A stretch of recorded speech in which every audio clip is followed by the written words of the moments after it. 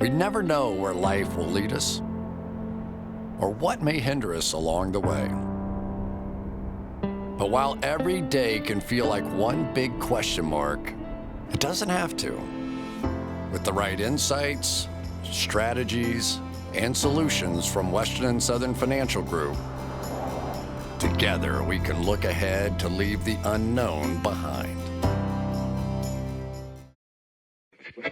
What's Pro Football Focus doing? Last week they had Brady. This week they got Brady. We're literally doing it differently from everybody else. As a matter of fact, moving forward from this point on, I will not make reference to PFF. Do you not understand that they are that way because you're Joe Flacco? And you just like to discredit things that people deserve credit for. That you can't possibly be expected to defend that. Talk about the game, Sam. So, who cares about what people think about us? Yeah, I like football season and all the things that go with it.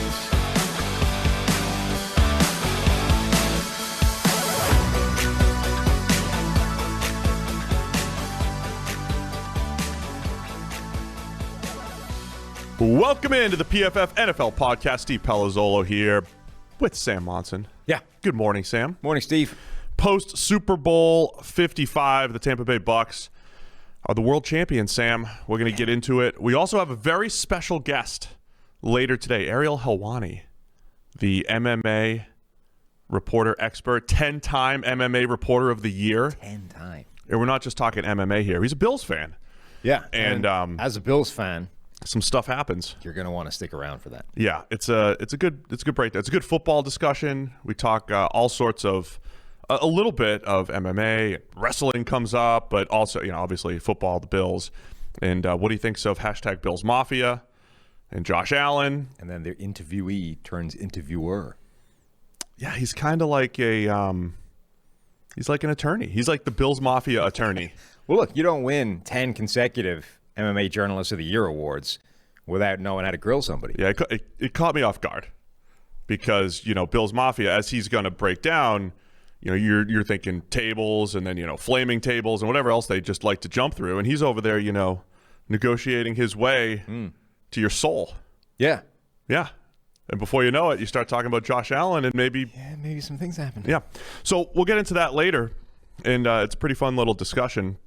But first, Super Bowl 55, Bucks 31, Chiefs 9, as we all predicted. Yeah. What? This is like the one conclusion that I don't think anybody picked, right? There were scenarios I think a lot of people could point to where the Chiefs blew out the Bucks.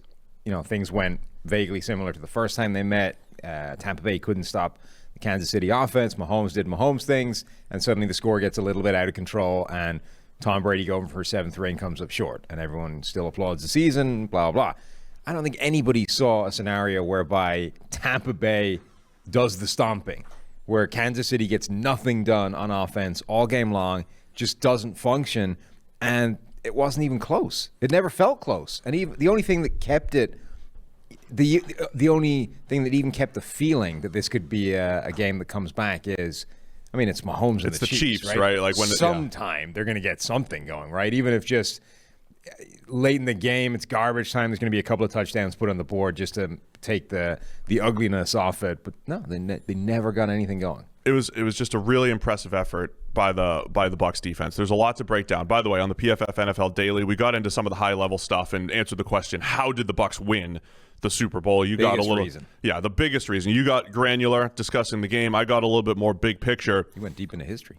I did, but the granularity here was impressive. The actual down to down performance. I think we obviously touched on the offensive line in the preview, and I think there's some high level stuff coming out of this that I mentioned the other day. Like, this is how the Chiefs going to build their team going forward. I think we could talk about that in a bit. But the discussion coming out of this is the pressure, right? How often Patrick Mahomes was under pressure. I don't know if it was all his offensive line. That's all anybody was talking about. But I think Mahomes really summed it up well by saying we didn't have receivers in the right place all the time. I was a little late, essentially. He was saying I missed open guys and we missed some blocks. It really was this all-around team effort offensively where the Bucs just won, man. It felt like they were taking away those those quick and easy reads, and then that allows the pressure to get there as well. Yeah, it felt a little bit like, remember the Raiders game where you came out and you're like, why was Mahomes just off? Like, what did they do to him that meant that normally when he starts running around, even under pressure, it's just buying time until a wide open receiver comes over the middle, and then there's Mahomes doing crazy things, and how do you stop that? But against the Raiders, it didn't quite happen, and it was put down at that point to the idea that they'd lost a receiver and everyone had to shuffle around and play a different position than they normally play. Therefore, they weren't on the same page, and people were in different spots when Mahomes was looking for them, and those kinds of things. You can't make the same excuse for the Super Bowl. Like, receivers may have been in the wrong place, but it wasn't because they were playing the wrong position. It wasn't because they all had to shuffle around on the depth chart. They had the right guys there. They just weren't on the same page. And I think the speed of the pressure was a big problem. It wasn't just that Mahomes was under duress. That happens a lot. He invites a lot of pressure with the way he plays, but it was that guys were in his face immediately. And I think we saw that even Mahomes is not immune to what happens when that happens 50% of your dropbacks. When you're going to get pressured 1 out of every 2 times you drop back with the ball, bearing in mind that some of those plays are going to be screens and things where it doesn't matter. So more than half the time, essentially, you're going to start to feel it. You're going to start to look for it, and you're going to stop looking for the things you're supposed to be looking for, and instead, just getting jittery in the pocket. That's why it's not just the offensive line, because like early in the game, second play of the game, right? Chiefs run an RPO, and so run pass option. It's a called running play, and he pulls it to throw. And the Bucs, and this is what they did a really good job of this for the most part this season, flying to the ball. So they read the RPO, ran up, took away the quick curl route, and so Mahomes has to hold it. So really, and then Shaq Barrett comes unblocked on a pressure. That has nothing to do with the offensive line. That was the secondary forcing pressure and taking away the first read. And I think there was a lot of those plays. So even when Mahomes wasn't under pressure, first read wasn't there. And again, the thing that we've said every single week talking about the Chiefs, what makes them special is first read throws are often there because you've got good play callers in Andy Reid and Eric Bieniemy. And you have good playmakers who get open on that first read. And then, oh, by the way, if that's not there, then that's where Mahomes' magic outside of the pocket, outside of structure, generally picks up the slack, and that's why they're so tough to defend. There's answers to everything. But the Bucs had the answers last night, which was impressive. They looked fast. They played fast. They did take advantage of the offensive line. Again, it's not like it's every single down, but you're getting pressure, and they're moving Vita Vea around. It was just a great job all around by the Bucs. Yeah, and critically, I think they were really good on the right downs. A huge amount of playing defense can be like Get one stop. A lot of average defense can be hidden if you're really good on third down. Yep. And it may be unsustainable. I'm not actually sure. Off the top of your head if third down defense behaves the same way as like third down passing on offense, in terms of stability and predictability. But for these purposes, it doesn't matter. The point is, on third down, this defense was absurdly good, and Patrick Mahomes was 4 for 12 on third downs with an interception, a passer rating of 11. Whenever it got to that critical down, the Bucs defense was insanely good. They got pressure on 8 out of those 13 dropbacks on third down. They just absolutely throttled the chance that Kansas City ever had to keep those drives going. And just think of the number of plays in that Super Bowl where the Chiefs are facing 3rd and 8. Normally it's nothing. It's just they just keep on trucking. This time they were crapping out. They had to punt the ball away. You then add this is the thing. Like, a game against the Chiefs doesn't end 31-9 unless everything went wrong. Right. So, Kansas City struggling on third down. You turn to your punter, who's just having like a Super Bowl from hell between dropping long snaps, shanking the punt, all these kinds of things. So even when you're like punting the ball away, okay, fine, the offense is stalled. Let's kick it away and live to fight another day. Your punter is having a bad day. Like, the whole thing just spiraled out of control. Yeah, so I mean, from a high-level story is, okay, the Bucs defense shut down the Chiefs. The game flow story also went against them. Yeah, but I mean, that was everything that happened in the first half, whether it was the penalties at the wrong time, being offsides on a field goal attempt that eventually led to a touchdown, penalties at the end of the first half that put the Bucs in position to score a touchdown to get it to 21-6 at the half. All of that stuff added up, right? I mean, that was... The Bucs got the benefit of quite a few marginal penalties. I don't think that it made a massive difference to the way the game went, but it certainly helped them compile a score early, which didn't hurt. Yeah, in the playoffs, a lot of times, I mean, there was the third down hold against Mike Evans, which was... It was weird that... grabby, but like... In this season of no holding, that's the one you choose to find in the Super Bowl? You even had... Come on. I forget which former ref it was, maybe tweeting about it, saying, you usually don't see... You either usually don't see the Super Bowl called differently than it was in the regular season, or it's just like, okay, they usually... The reason why a Chiefs explosive offense scores 9 historically, and you look back, it's like, well, the 2013 Broncos, they scored 8, right? They couldn't score. The 07 Patriots scored 14. You have these explosive offenses that do get shut down at times in the playoffs or the Super Bowl because they kind of let things go a little bit more. And I don't even know that wasn't the case for the Bucs defensively. They weren't really playing press and like being physical that much. They were just doing a really good job of taking stuff away. But on the other side, the Chiefs were trying to play tight press coverage and not getting away with some calls. Yeah, it was. I don't know. It seems strange that in this year of all years, where they've almost stopped calling holding, you start finding those ones in the Super Bowl. The penalty on Mike Evans, where it's like the definition of incidental contact, right? They both click heels, and the DB basically falls in at Mike Evans' ankles. And like a soccer player, Evans is like running, knows the ball's a little bit overthrown, is like, oh, there's contact, down I go. See, I thought that one looked worse. I thought that one was worse than maybe the holding call. I thought that looked more like, he kind of got tackled. Incidentally, he got tackled. He got fallen on, but it was like a clip, and B, it's because they both tripped. It wasn't like... It's not like the dude was beaten and like. But he tripped onto Evans. He didn't get. Yeah, but that is incidental contact. It's not just because you touch the guy is irrelevant. If I'm beat, so I just have to fall on a guy's legs and make it look like I tripped. I mean, if you manage to successfully, that wasn't legs tangled up. That was a fall into his legs. Yeah, but that's not. That's a penalty. No, you have to deliberately impede the guy. You can't just like stumble into him and be like, oh, wait, that's illegal. Like he just fell over and landed on his ankle. No, I disagree with that one. So yeah, the Bucs got the benefit of a bunch of those penalties, but all that did is let them put Kansas City into a double-digit hole, which we said before is usually where they're at the most comfortable. Yes, because they just abandoned the normalities of offense. Like, right, we're never running the ball again for the rest of this game.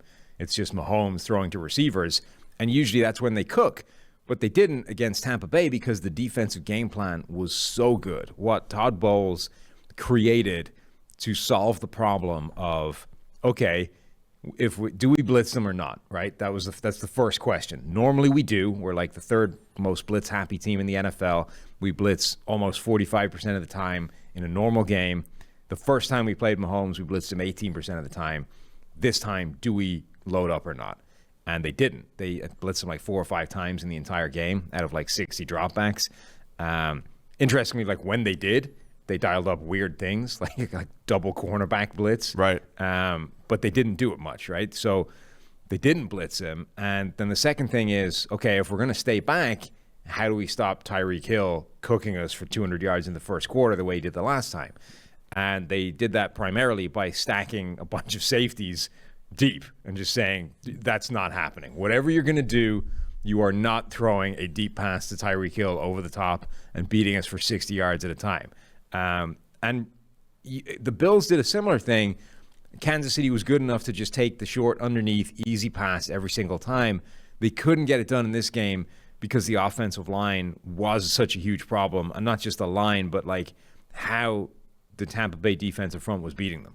Yeah, that's what I was going to say. It's not like they haven't faced too high looks. And look, the one time when I used the term flip the field was when the run game, it was a 26-yarder by Clyde Edwards-Helaire and another 10 or 15-yarder, and all of a sudden they went from their own territory and right into field goal range.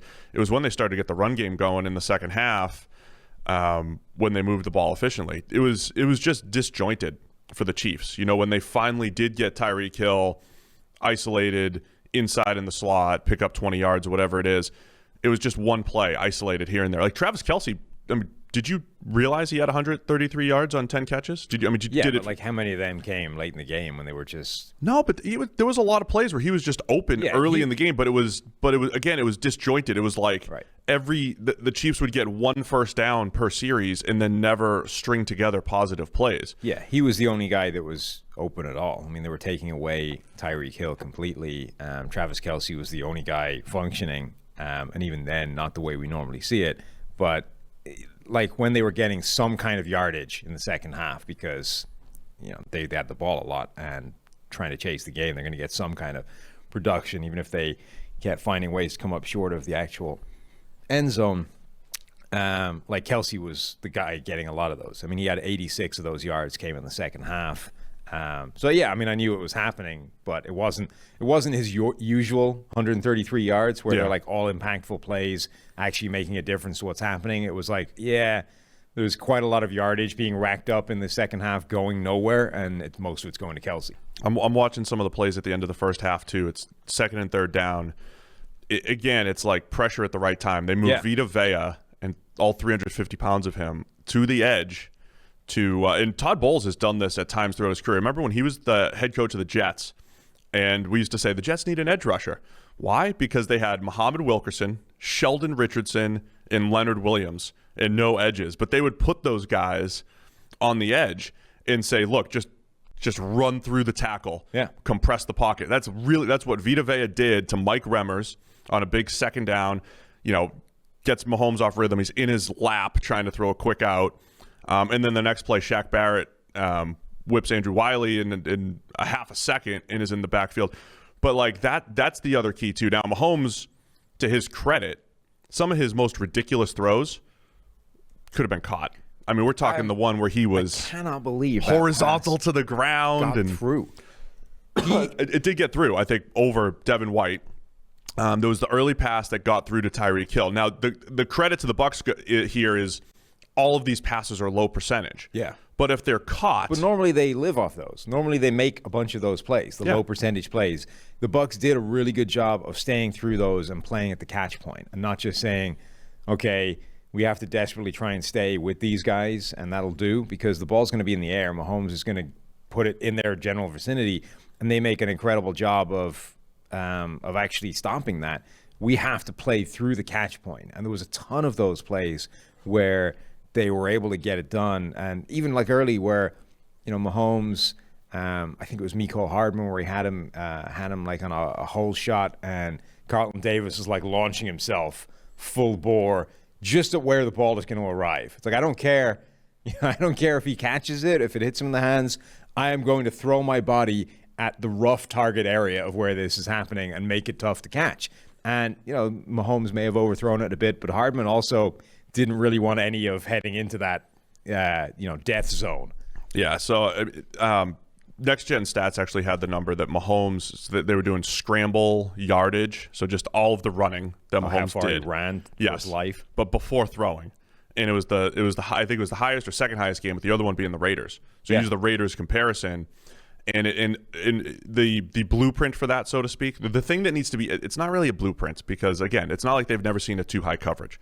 But the thing that you need to execute there is take away the first read and then get a little bit of pressure, but also contain him with that pressure as well. And that's what I also thought the Bucs did a good job of. That play I'm talking about with Shaq Barrett, he won to the inside, which a lot of times is like bad for Mahomes. It's really bad news, right? You went to the inside, okay, boom, he gets outside, but he took a good angle to cut Mahomes off. So when you get Mahomes retreating and scrambling and gaining depth backwards, right, and losing ground, then you're okay. If he runs horizontally to the sideline, you're not. And that's what I always talk about with, like, know the escape lanes with Mahomes and know where he's going to go. And I thought the Bucs did a really good job of that. Now, of course, there's plays where he's going to, remember, he just like juked Vita Vea in space for like a quick, easy one.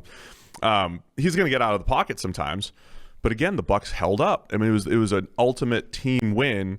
Pass rush helped, coverage helped, made plays at the catch point, really just made life difficult for that Chiefs offense. It was impressive. It was. They absolutely nailed the game plan. And it's really interesting because I didn't think that the offensive line would be that big of a problem going into this game, because it was only one more injury or one more subtraction from a line that's already been bad. Like Kansas City's offensive line, It's not, for though. a lot of the season, had been in trouble anyway. They lost Mitchell Schwartz months ago. They've had this battering on the offensive line all season long, and they've been trucking on regardless. And even in the AFC Championship game, when they lost Eric Fisher, it didn't make that big of a difference. So I didn't expect that one loss to be the straw that broke the camel's back. But part of the problem is how Kansas City chose to attack that by getting worse at 2 spots, not 1. So instead of just taking a backup and putting him in at left tackle and saying, all right, left tackle is now a disaster, stay away from there, they took their right tackle, who it's not a great right tackle, let's be honest. He's been solid. He's had a good season. Right, but, Mike Remmers is not among the top right tackles in the NFL. So a guy who's not exactly an all-world right tackle, move him to the left side, thereby downgrading at left tackle from Eric Fisher to Mike Remmers, and now downgrading at right tackle from Mike Remmers to the backup right tackle. So in fixing one spot, you've made 2 different spots worse, as opposed to just taking the hit from the one spot. And that's happened it's happened to both teams in the Super Bowl this season, and it's made them worse at 2 different spots. I don't know if that's the way you should attack that, or if you should just say, just accept that you've taken a real blow, losing a player at left tackle and putting in the next best guy you have available. No, I don't know you should never just decide you need your best guy at left tackle and move your right tackle. I don't think you should ever do that. I mean, the Eagles, But generally, I'm starting to think, regardless of left tackle, whatever, I'm starting to think that you should not, unless absolutely necessary, reshuffle multiple positions on the line. Just put the next guy up at whatever the position is you've lost and deal with one problem. Like the Eagles did it right a couple years ago when Jason Peters got hurt. Lane Johnson's clearly their best tackle. They didn't put him at left tackle. They put Vaitai, who's clearly inferior to Lane Johnson, said, go play left tackle. Mm-hmm. Lane Johnson, you're still going to be right tackle because your ability there is just as important. Yeah, and Vaitai, it's not like Vaitai essentially a right tackle by trade as well. So they were moving a guy to a different position, but not one that was already entrenched as a starter playing well. So they knew that there was going to be a huge downgrade at left tackle, but also knew it was probably smart to keep a guy who was dominating at right tackle where he is instead of moving him to the left side and probably experiencing some kind of downgrade, maybe a significant one at 2 spots. Yeah, so when you talk about the offensive line, again, it's not like across the starting 5. It was a train wreck. My guy, Austin Ryder, held up fine. Yeah, pending free agent at center. It was the tackles. I mean, it was Wiley, who is a guard, playing right tackle, and then Remmers, a right tackle, moving to left tackle. So your point is a good one, right? Both of those guys are going to come out of this game with the worst pass blocking grades. And those are the guys that had to block Jason Pierre-Paul, Shaq Barrett, Vita Vea when he goes out there, right? But if Remmers could have stayed at right tackle and turned in an average game, right, and you just save 3 or 4 pressures, does that change that? I'm not saying it changes the outcome of the game, but strategically that probably would have been a better move. And then when you, to your point too, it's like when you have one weakness. All right, Andrew Wiley at left tackle, red flag, probably can't play tackle. Okay, so you just do what you need to do to protect that one guy instead of having to protect 2. I genuinely think that was a big part of the problem, that they reshuffled the offensive line. It made multiple positions worse, and it wasn't just Eric Fisher being missing is the straw that broke the camel's back. It was how you responded to Eric Fisher being missing. The other thing is, again, the game plan is phenomenal. They didn't just say, we are better up front, we will win one-on-one matchups, and therefore we will get pressure. They helped them out. Like, stunts work. Stunts are incredibly good at freeing up people. It's particularly when you're dealing with offensive linemen that haven't spent an incredible amount of reps together and know intuitively how to pass off, it's crossing, pass rushers. It's the mental aspect of it too, with having backup linemen, not just this guy's going to get beat one-on-one all the time. There's an experience to it of knowing how far the guy inside of you is going to drop in his set and all these kinds of things that make it easier than normal to pass off defensive pass rushers that are coming after you. So in this game, the Bucs had 10 snaps where they ran some kind of stunt up front. Just the offensive linemen for Kansas City surrendered 7 pressures on those 10 snaps. So when the Bucs did stunt, they were winning anyway. Oh, and of those 7 pressures, every single one of them resulted in Patrick Mahomes hitting the ground. They were all hits, knockdowns of some kind. So when the Bucs mixed up the pass rushing lanes, when they crossed, when they came after Mahomes, not just saying win one-on-one, when they actually used a stunt to help, almost every single time it worked. And when it worked, they were hitting him. They were knocking him to the ground and putting him down. This is reminiscent, actually, of 2007 Giants-Patriots in the Super Bowl when Spags came out. And Spags is known as a blitzer, right? And he was on Kansas City side, and we're talking about it all day on Thursday previewing the show. He's going to blitz from all angles. Bucs have to have answers, all this stuff, right? But the story coming out of that Super Bowl, Giants-Patriots, was, wow, that four-man rush really got to Brady, and he got pressured 50% of his dropbacks, and you can't do anything when that's the case. Yeah. And it's the same story coming out here, too, because the Chiefs, again, they're in five-man protection the majority of the time, too. They're not using backs to help out or anything like that. But that's part of the reason why they couldn't necessarily play that quick game that we were talking about. It almost felt like they had a blitz-heavy expectation offensively, and they were like, all right, we're going to be in five-man protection. We're going to send 5 receivers out, and they're going to come at us from all angles, and we'll just have an open receiver. We'll get rid of it quick. But that didn't happen. And the Bucs pass rush, once again, did a really nice job, because sometimes they had to chip, or they'd knock a back off his route, or whatever it might be, to slow down that maybe the underneath stuff, give the coverage time to take away the first read, and then get after the quarterback. So there was just a lot going into it that was really impressive by the Bucs defense. Yeah, I cannot say enough about the game plan that they came up with. This is all the way through this playoffs. It's been rematches. It's been games we already saw, and a lot of them, the game the first time around has been an extreme variant of something. And the rematch was always interesting coming into it, because you have to work out, do they repeat what happened, or do you go in the complete opposite direction and try and make massive adjustments compared with what you saw the first time around? And this was one of those games where the first time they met, Kansas City absolutely lit the Bucs defense on fire for a quarter. And then they slowed down. Tampa Bay made some adjustments and made the game pretty close by the end of it. But this is one of the most impressive adjustments from one game to the next that we've seen from Todd Bowles, from the entire Tampa Bay defense. And it's as good a job as anybody has done against Patrick Mahomes and the Chiefs, with the caveat that Kansas City played into that with what they did to try and patch up the offensive line. So when we talk about defensive coordinators, we were giving Brandon Staley a ton of credit all year, because he did this every week, right, with the Rams. Played too high, took away deep shots like the Bucs did, manufactured pressure up front with the defensive line by moving them around, stunting, doing what he had to do. Sometimes we talk about defensive coordinators in terms of a system, like this defensive coordinator does X, and that's what we expect. But does this also show just how good defensive coaches can be, and just how impressed are we with Todd Bowles, a guy that we always say, he likes to blitz. This is what he does.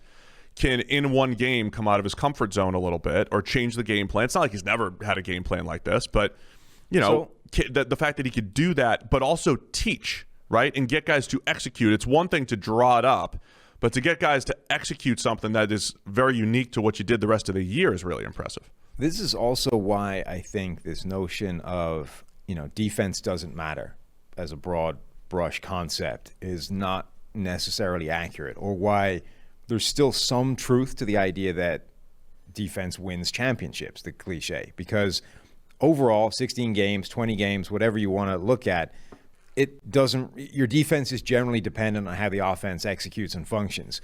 But on a single game, one-off knockout format, you can dial up a game plan that completely stifles even the best offenses in the NFL. Now, you need some help. You need an offensive line that's falling apart in some occasions. Yeah, well, you can pull up something where your defense, even though it's a far less talented unit and generally more dependent on how the offense executes, and you can completely knock it off its game once. You might not be able to do it next week or 5 games in a row or for a 16-game schedule to the point where that's carrying you to the Super Bowl. But if you get there, if your offense is good enough to put you in the game and put up 31 points itself, your defense can be the difference maker. Yeah, I think get the forecast guys in here and yell at them for the messaging is the problem. Because saying something doesn't matter might not get the point across. Right, but even but just the their sentiment, point, right? Even if you forget the bludgeon that the message is conveyed with, the sentiment of defense is less important. It's not the thing driving the outcome the way offense is. It can be on a one-off game. Yeah, the same way like Derrick Henry can be the thing that takes over and drives a victory sometimes. It's not always. Derrick Henry isn't going to get it done 16 games a week or 16 games a season. Sometimes you're going to shut him down. But there are games where Derrick Henry is literally the reason they win.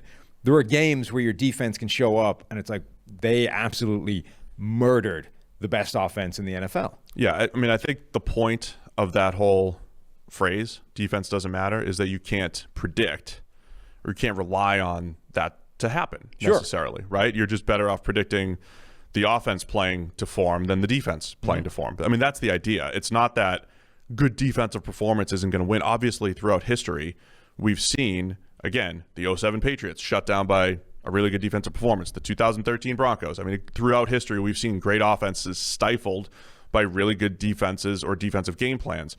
But it wasn't necessarily the defense that you would have expected, right? Like this year, if you said, okay, who are the best defenses in the NFL? Who could have done this to Mahomes? You would have said the Steelers and the Rams. Coming into the playoffs, you would have said Steelers or the Rams were the only two defenses that played at a level like this the entire year. Even in the Super Bowl, if you were anticipating which defense would do this, you would say there's a better chance of Kansas City doing that. Spags. And you would have said that because the Bucs offense on paper just is a tick below the Chiefs offense. And because Spags has that track record of dialing up game plans in critical situations that have done this in the past. Let's go to the other, including in his time in Kansas City. Let's go to the other side of the ball, Bucs offense, because obviously, like you said, they scored 31. They moved the ball efficiently as well. Tom Brady wins ring number 7. Unbelievable.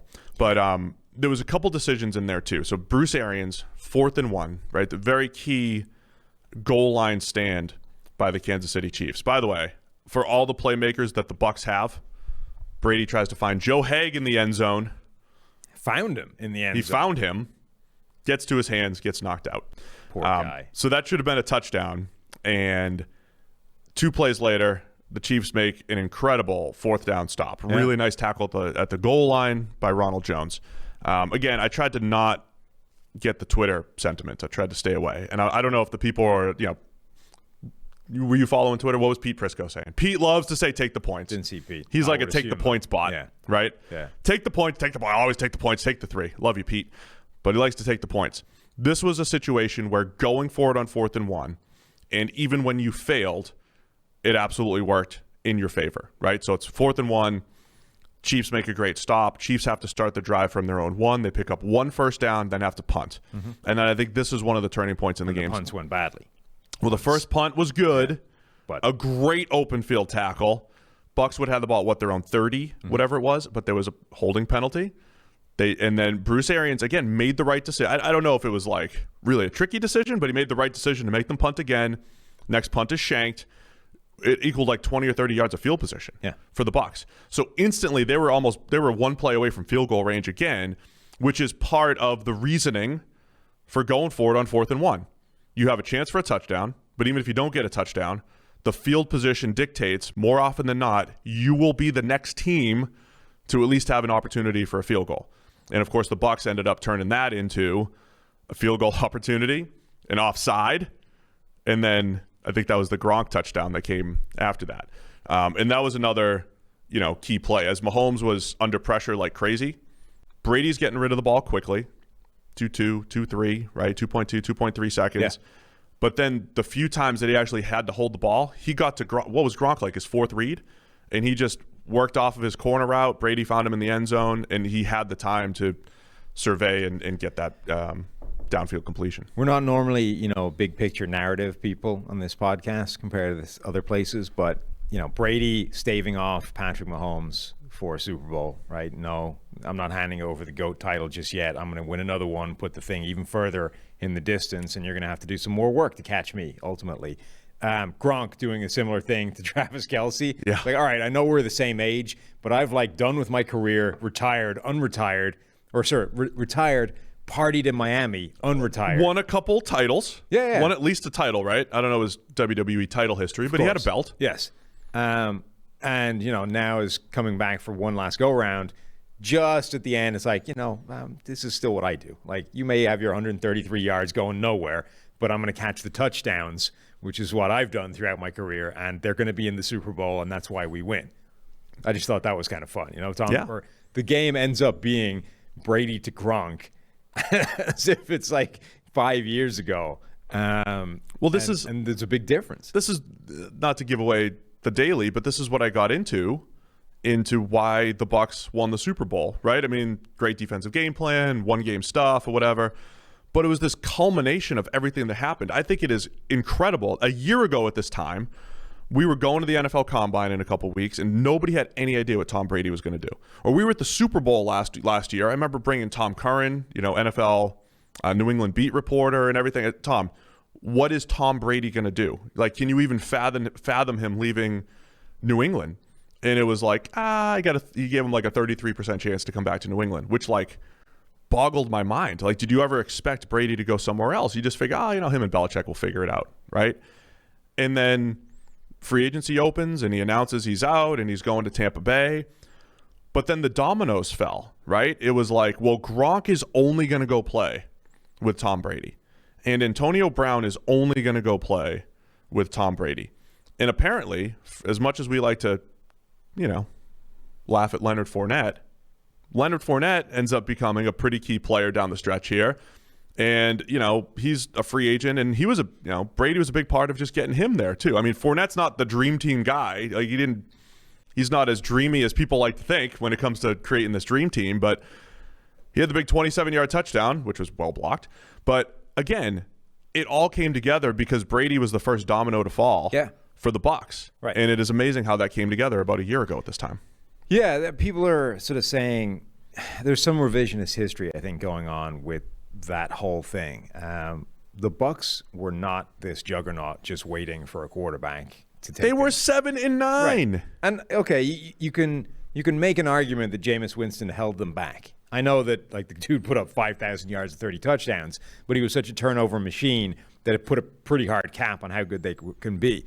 But the point is all the pieces that had to come along with Brady in addition to him just jumping on board. It wasn't just Brady jumps on the Tampa Bay roster and immediately they're a Super Bowl team compared with where they were a season ago. That certainly put them most of the way there. But he also brought with him Gronk and Antonio Brown later on and Leonard Fournette, however much of an impact he made.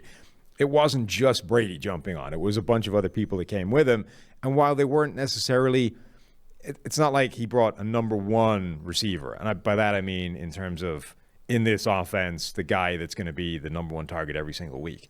Like, obviously, Antonio Brown, when he's playing healthy, is a number one receiver. But the point is, they didn't add, like, the most important piece to the entire offense, but they added contingency. And they added the ability that in any given week, when something else goes off the boil, we can turn to Gronk for a big game, or we can turn to Antonio Brown for a big game.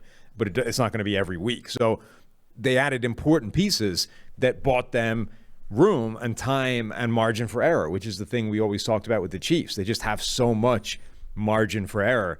Tom Brady's, the pieces that he brought along with him increased Tampa Bay's margin for error, not just in this game, but all season long. Like, they were losing, they bought them the ability to kind of get through some games that they would have lost otherwise. So the other, yeah, I mean, there's a lot to it with that. And with Brady, yeah, because I heard people say, oh, he joined a Super Bowl team. I mean, he had two teams interested, the Bucs and the Chargers. And he went to the Bucs. And so even if he went to the Chargers, you'd say, well, he went to a division with Patrick Mahomes. That's not easy.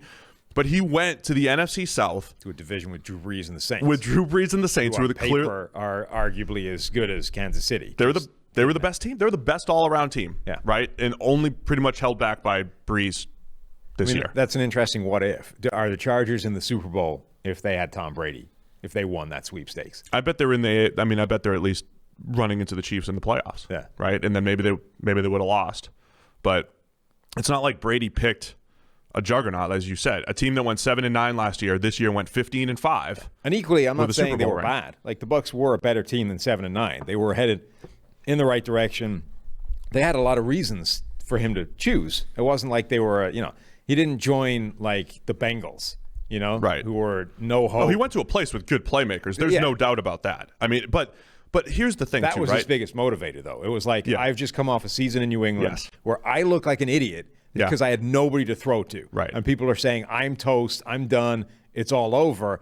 The very minimum next year, I am going to somewhere that has some high-level receivers that will not make me look bad. I just think when you put the whole thing together, it's incredible because the Brady detractors through the years, and there's still people still like to nitpick Brady. Bless him.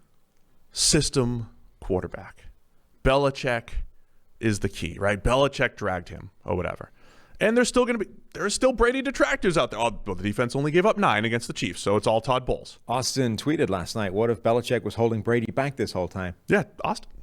Could have like 12 rings. Seriously. Maybe that little offense in New England that they were running, maybe holding him back. Defensive head coach. He could have been this downfield passing, Anyway, the fact he went to a system on paper that is the complete opposite of the perception of New England's offense, right? So Brady detractor, dink and dunk, system quarterback. Oh yeah, I'm going to go to Bruce Arians' offense. He's never heard dink and dunk. He just says no risk it, no biscuit, throw the ball down the field. Even in this game, like you're late in the game, the game's won. You're trying to choose some clock. It's like, air it out to Antonio Brown. Brady's petty. I think Brady just called that. It was just like, let's chuck it. Let's just get AB a big. You think? Yes. And he just said, all right, I'll just throw it long. I might agree if that hadn't been what they've been doing all through the playoffs. No, I know. It's what they do. But he said, okay, completely different system. Bruce Arians' system, again, new quarterbacks come in there, and they're like 40 turnover-worthy plays, and Brady's got 12, 13, 14, whatever it was this year. But still, it leads the league in downfield passing yards when you include the playoffs, right? So and all of this at 43 years old. When we always talked about Brady, it's like this is with house money. And I made the point on the weekend that Peyton Manning is going into his biggest rivals going into the Hall of Fame. Tom Brady's in the Super Bowl playing in his 4th Super Bowl since his biggest rival retired. The Hall of Fame, which means he's been out of the game for 5 years. Yes. The best one was the tweet that somebody put where Calvin Johnson came into the NFL when Tom Brady was 30 years old, played a whole career, retired, waited the 5 years before he's eligible for the Hall of Fame, went in on the weekend that Tom Brady is still playing in the Super Bowl, showing no signs whatsoever of walking away from the game. That's ridiculous. Like, he'd already had a Hall of Fame career at the point where Calvin Johnson even entered the league and has subsequently played a career, sat out for 5 years, and gone into the Hall of Fame. It is crazy. Madness what Tom Brady is doing. And at 43 years old for Brady, like, obviously, we spent a half hour talking about, like, waxing poetic about the Bucs defense, right? Obviously, they were a factor in the one game. But I'm just saying, like, the totality of it all. But, like, our Mike Tannenbaum is going to be on our show at some point, right? Former Jets GM. And I think he made the phrase, I forget how he termed it, but the idea of, like, Brady's a guy that just makes everybody better around him. And that's like the opposite of what we do here at PFF, right? We grade the individuals.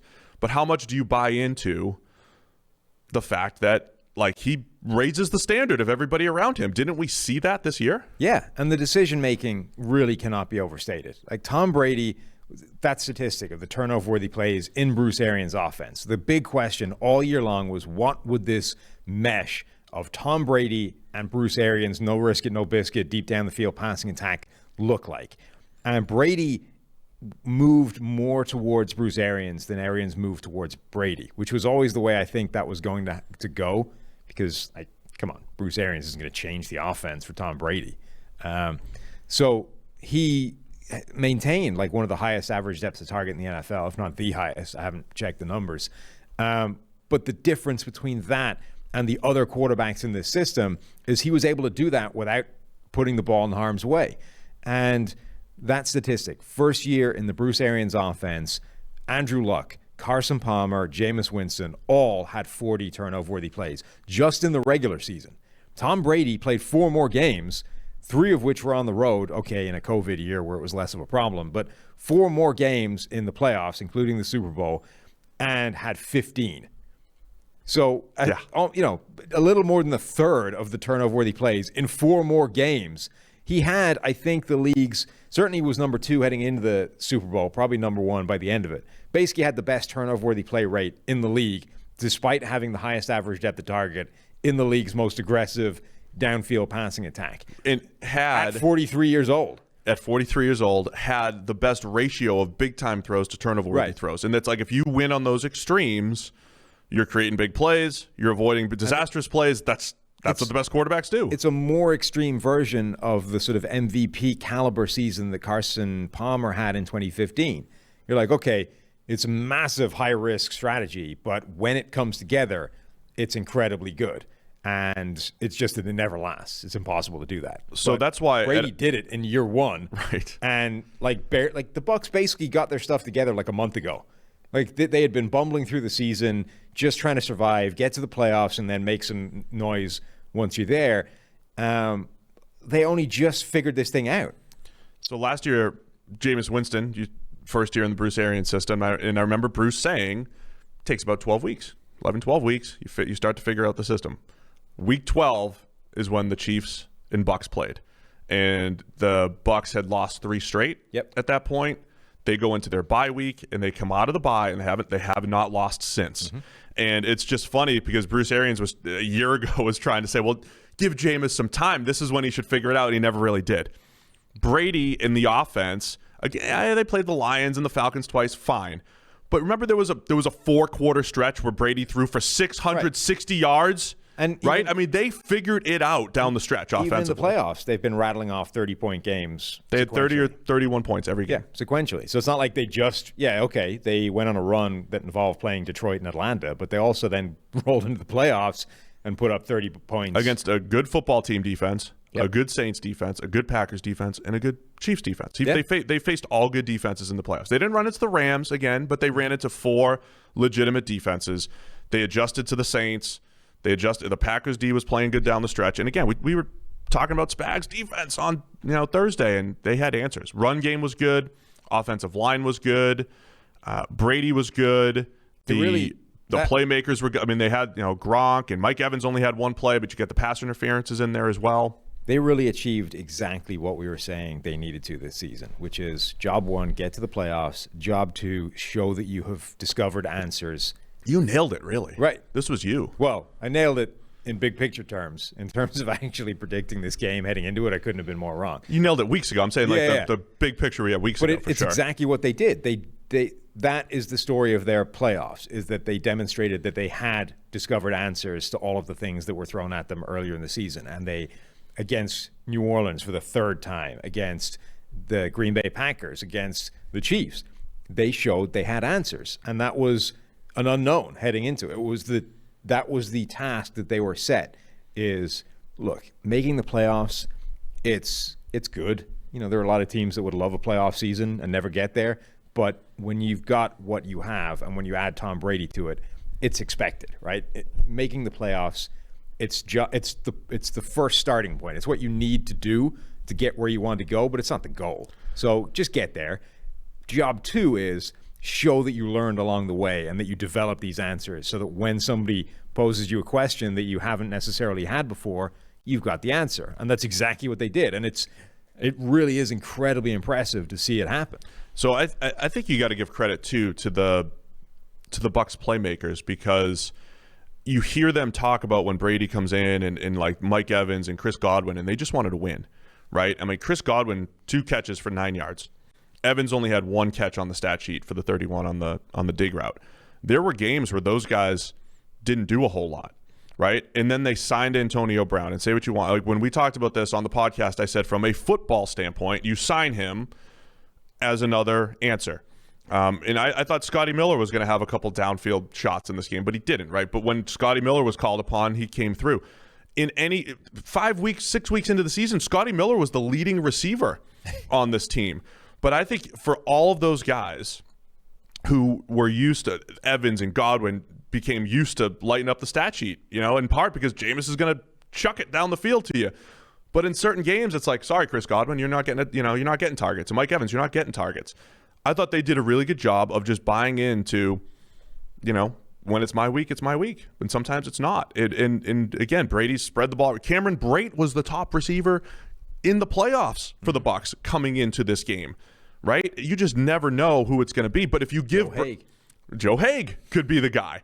But if you give Brady all of these options, for the most part, he's going to find the right guy. I mean, I really think there's something to all of that. Yeah. And I think we always talked about the quarterbacks playing the flow of the game and all that stuff. And that's why I think the Brady detractors are idiots, because his whole career, it's like, all right, you give me the underneath stuff, I'll take it. But if you have to put the game on his back, look what he's done in the fourth quarter in the playoffs, against the Falcons or against the Eagles, really, before the defense gave up 38. I mean, he has done it in every situation possible. The Joe Haig play, by the way, like Brady definitely floated that in there because, hey, this is an offensive lineman trying to catch a ball. Yeah. And the fact that he floated it in there was the thing that let the linebacker get in to make a play. It's just funny that, like, I've got to help zip it. I got to help this guy out. He's an offensive lineman who wasn't great at his primary job, let alone like catching a touchdown. Let's help him out. But the fact that took an age to get there lets the linebacker. Also, how reluctant we are to just credit a good defensive play. Like Tony Romo's out there going, I mean, it's not really a drop, is it? No, it's not close to a drop. He caught the ball, and then the dude punches it out like after at the catch point. But just credit him. Just say that's a great defensive play. Tom Brady put the ball where it needs to go. Sure, the offensive lineman let the ball hit him in the face mask. Right. On the it's other one hand, that should be caught. He did catch it cleanly. Right. Like, it's not like he bobbled it. It wasn't a double catch. It did hit him in the face mask, which generally speaking is not, textbook catching technique. But it was in his hand securely at the point where the linebacker arrived and literally dislodged it. Just credit the great defensive play. Our viewpoint is skewed a little bit, though, because we are PFF and we grade these things and we do actually credit both people. Most people look at binary, it's either caught or it's not. Therefore, if it's not caught, it must be a drop. Where we go in and we have like 20 different things we could say. Is it a pass breakup? Was it just a hit that dislodged it? We have options and we view the game through those eyes. Romo doesn't. I mean, most people don't. It just seems an easy They think everything's a drop if it's not. When we're like, oh no, you actually give credit to the defense. It's a pass breakup. Like, Romo's not in a world of like binary stats though. He can go look at that and say, yeah, it's a great defensive play. Well done. It doesn't. I want to say too, I thought, so again, we're talking about the Brady factor and all this stuff. I thought all season people were like, hey, Byron Leftwich, the offensive coordinator for the Bucs, doing a great job. He should be a head coaching candidate. And it's like, all right, well, I mean, give it some time, in my opinion. You don't, like, if the thing that changed in your head coach resume was that Tom Brady showed up, maybe you're not the strongest head coach yet. And Leftwich is still young. But I thought they called a great game. I thought for all that we talked about the Bucs run, pass throughout the playoffs, just the first Gronk touchdown was a first down play action to the flat. I mean, I thought they did a really good job. Early down play action. Brady was 10 for 13 on play action. Plus, it wasn't the same. It wasn't just the same route concept. It wasn't all downfield shots. It was horizontal stretches too. Not much of it was downfield shots. Right. Tom Brady's average depth of target in the Super Bowl was 6-point-something yards, which is Breeze-esque. But Romo actually highlighted it well. I know you don't want to give Romo credit, but they did a good job showing the end zone angle when they did want to take a downfield shot. Yeah. Kansas City's sprinting deep, trying to take that stuff away. And again, Brady just said, okay, here's Leonard Fournette underneath. And Fournette caught the ball in this game. And all of a sudden, it's like, here's 46 yards on 4 catches. If he just caught the ball all season, he would have been an efficient receiver. And he did it. It's playoff Lenny. Yeah, playoff Lenny. So Tom Brady now with 7 Super Bowl rings, which is more than any other franchise. Like, Brady has more rings than any NFL team. 20 years of luck in history. Do you know what he's called in Brazil? No. Giselo. Giselle's husband. Giselo? Yeah, that's how he's known in Brazil.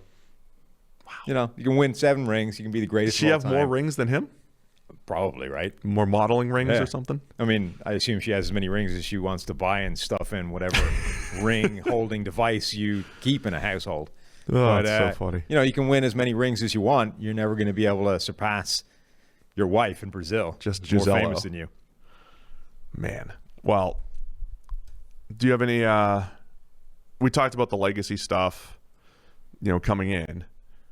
Brady with 7 rings. It seemed like if anybody was going to catch him in rings, it's like, well, Mahomes and Andy Reid are set up to do it. Yeah.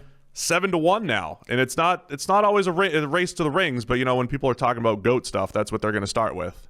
And I think they still are. It's just harder now.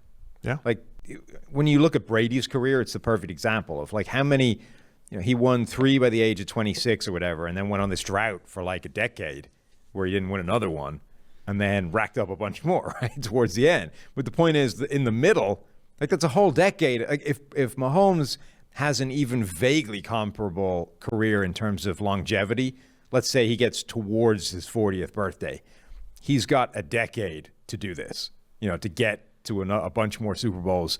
And it's going to be like Brady. It's going to be the summation of those 1 or 2 plays here or there that bounce either for you or against you.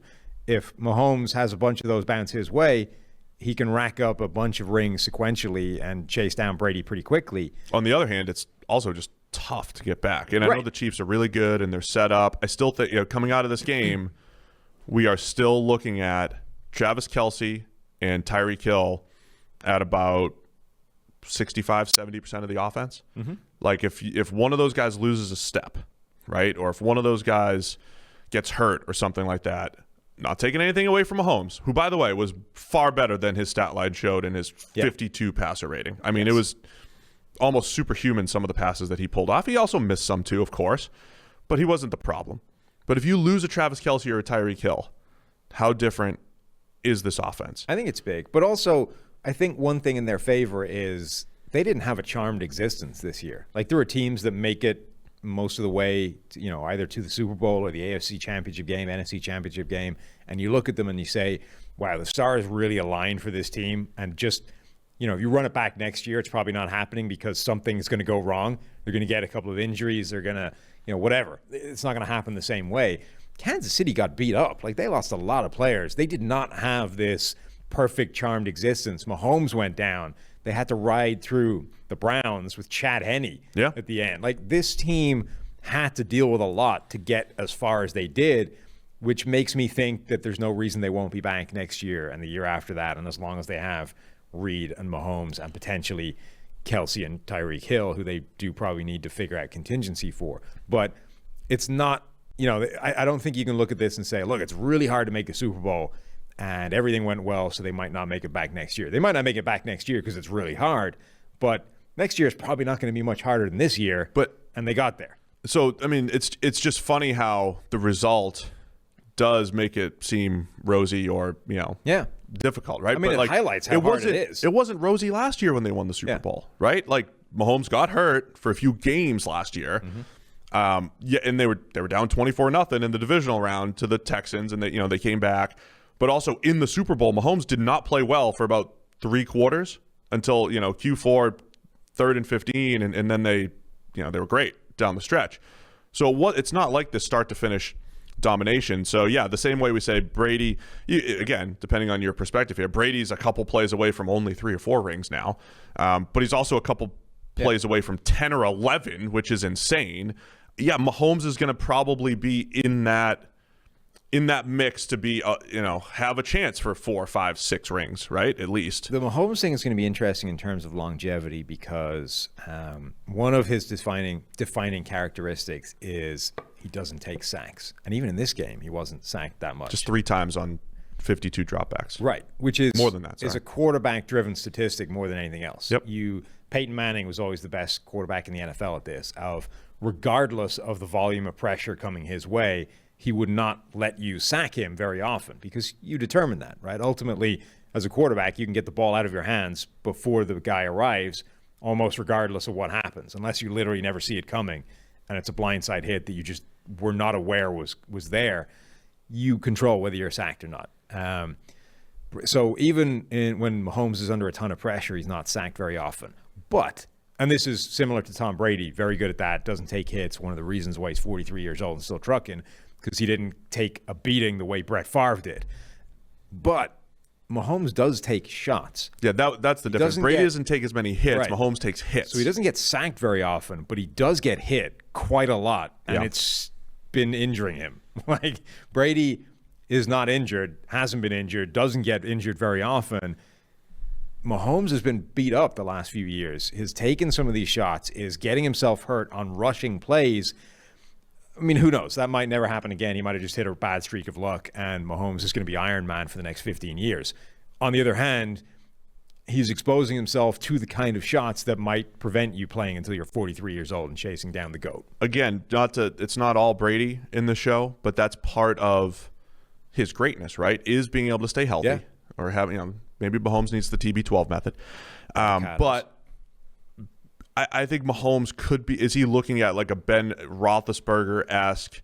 It's not the Big Ben hasn't missed other than he missed a season, but up until that point, it wasn't like he was missing extended periods of time. But he'd miss a game here and there. Yeah. He'd miss second halves here and there, right? He would miss time because he'd get banged up. Andrew Luck, it's not always the offensive line, right? It is playing style that invites hits. So even though the line was not good yesterday and the tackles were a disaster, Mahomes is still overall, not just yesterday, inviting hits, right?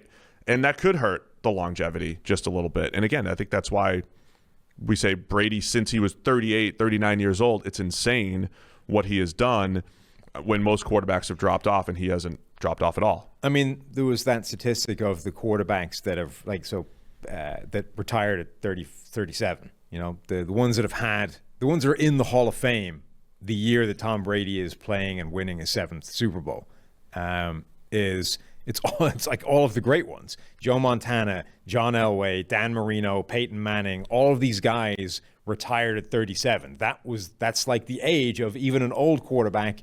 That's how far you push it before the wheels fall off.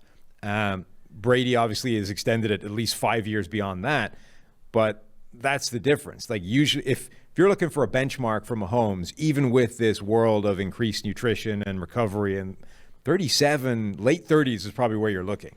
Now, you know, Aaron Rodgers is potentially showing that you can go the line is moving in that direction towards Brady. Mm-hmm. But even so, you're probably looking closer to 37, 38 than you are 43, 40. So you have 5 less years in which to work than Brady did. Probably. Yeah. It is nuts when you look at. So again, we're not a QB wins company or anything. I do think there's something to all of that, though. You know, just being able to. Brady's helping the case right now. Brady's really helping the case, man. I mean, again, he went. The people that said it's Belichick, it's a system. He's like, all right, I'm going to do it with Bruce Arians. He's got the same winning percentage with Bruce Arians as he does with Bill Belichick. Belichick, you can't say the same thing, right? Poor Bill. I'm just saying, like, somebody please think of poor Bill here, sitting there watching the Super Bowl with his dog. He's only got 8 rings on his boat or whatever, right? And somebody else is getting credit. Do you think Bob Kraft, like, this is like watching his son go win somewhere else? Probably. Without him, with a different dad. The Glazers. It's like watching your son go win a Super Bowl with a different dad. Like 4 stepdads, the Glazers behind him. So Brady now has 34 playoff wins. Second place is Tom Brady, only in conference championships and Super Bowls with 17. If you want to just show, you know, what is for it, perspective. Second place is legitimately 16. Yeah. Joe Montana. But teams, he's ahead of most teams again, if not all. Packers were 33, I think. Packers, by the way, who've been around since the 20s, were at 33. Brady has 16 wins in the playoffs since turning 37. That ties Joe Montana for second all time in playoff wins. Since turning the mark where all of those great quarterbacks retired. Yes. 16 wins. So that's silly. QB wins might not be a stat, but wow. Brady's incredible. So this is also there's only 3 times in PFF history, just to use actual on-field performance here. 3 times in PFF history, a quarterback's finished first or second in PFF grading and won the Super Bowl. It was Peyton in 2006. Brady in 2016 was number 1 graded quarterback. This year, number 2 graded quarterback, and won the Super Bowl. I mean, even just looking at raw PFF grade and saying you can see the point where old quarterbacks get bad. You know, they hit a period where they're just not good anymore. And it's obvious. Like, they go from just this sequence of amazing, consistent, dominant grades to wherever the hell they end up. And Drew Brees is a great example of that, right? Drew Brees, just this endless sequence of 90-plus PFF grades. This year, 71.5. You're like, all right, that's the moment. You should probably walk away. Phillip Rivers, same thing. Grade, it's been declining for longer than Brees, but same thing. Like, Rivers in the mid-70s in a year where passing has gone through the roof, and that's not a great grade anymore. Yeah. Rivers is like, you know what? I can't play that well anymore. I'm out of here. Big Ben in the 60s. Right. For the first time. Peyton Manning as well, right? He was in the 50s, I think. Yeah, his Super Bowl grid win really fell off. But again, you can you can see it. You can see it on a graph. You just look at the year where his seasons fell off. And Manning, again, when 90, 91, 93, 76.9, that might have been the season we were like, all right, it's probably hung on one more, 60.7, and then, all right, now I'm out of here. But Brady hasn't done that. Brady finished the season with another grade above 90, despite being 92, 93, whatever it's going to end up at. He genuinely is going to push this thing to his late 40s. It's ridiculous. Yeah, because you could pay for marketing for TB12, or you could just go play football at a high level and market just the same. It's going to take an injury to stop him. I don't think we're going to reach this point where he starts to physically wane and disappear. He's going to be a Brett Favre, where he can still get this done as long as his body holds up physically. Go listen to our interview with Tom House a few weeks ago too, Tom Brady's throwing coach, because he says the same thing. Like, Brady's going to know when he wants to retire. He's going to know when it's time, and a lot of it just comes from the passion of proving people wrong and staying motivated. Because again, however you want to quantify that stuff, the guy does raise the level of everybody around him, right? And it's because he's always played this underdog role since he was the backup quarterback at Michigan. So again, that's the genesis of this 43-year-old championship. Drew Henson playing over Tom Brady, motivating him still here in 2020, 21. Third different decade. He's won a ring, all the accolades. It's all crazy and impressive. I want to discuss quickly where both teams go from here. Chiefs, does this change, as I said the other day, does this change how you build around Mahomes for the next 10 years?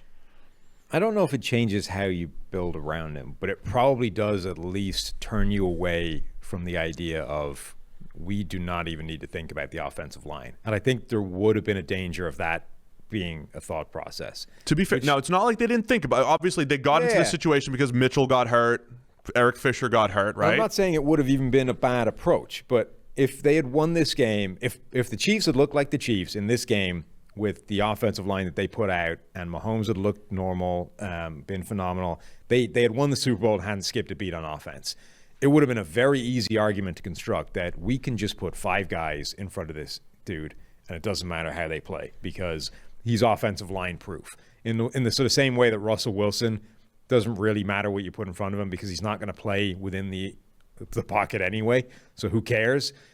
It would have been really easy to construct an argument that we can just throw 5 random stooges out there, and as long as one guy isn't like an absolute and complete disaster, we're fine.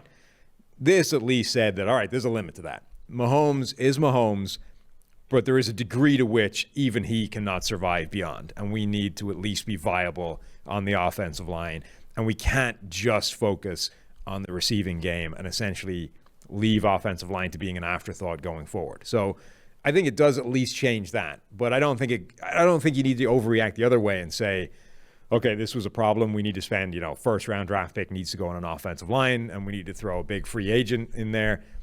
I don't think they need to go crazy, but I think it's at least put a hard stop on how far the other way they can go. Yeah, because as much as we're talking about pressure in Mahomes this year, like last year in the Super Bowl, he was pressured 21 out of 51 dropbacks. Now, that's not 50%, but it's right around 40. It's still higher than you would want.